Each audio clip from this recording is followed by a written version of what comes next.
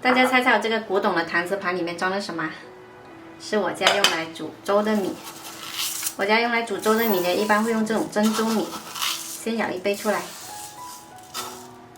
把米洗干净。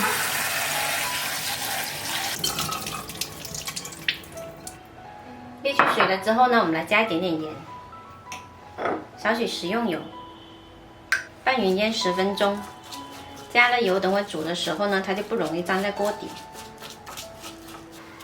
我还买了一个鸡腿，我们这边的鸡呢都可以分开来卖，可以单独买腿或者翅膀，清洗干净来砍成小块。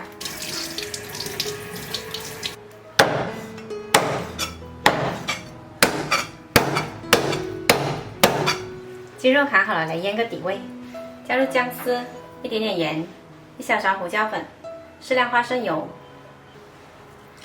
搅拌均匀，腌制1个小时。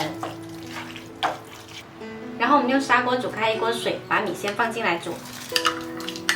米放下去之后呢，用勺子搅动一下，这样它就完全不会粘锅底啦。大火煮开，再调中火煮。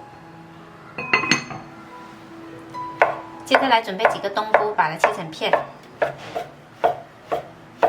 还有洗干净的芥菜切碎，先放着备用。这个粥呢，我已经煮了40分钟，现在已经煮到特别浓稠了。你看，米粒已经全部开花。煮的过程中呢，我们要给它时不时搅动一下。现在就可以把鸡肉加进来。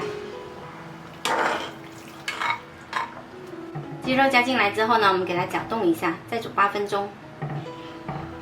接着我们再把冬菇加进来，煮1分钟。最后再来把芥菜加进来，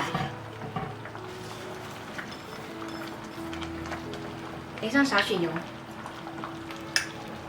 再来一点盐调一下味，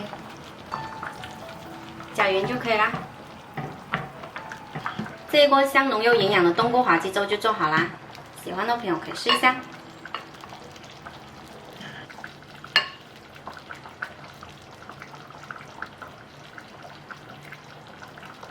我是小坏，喜欢我的视频记得关注我哦。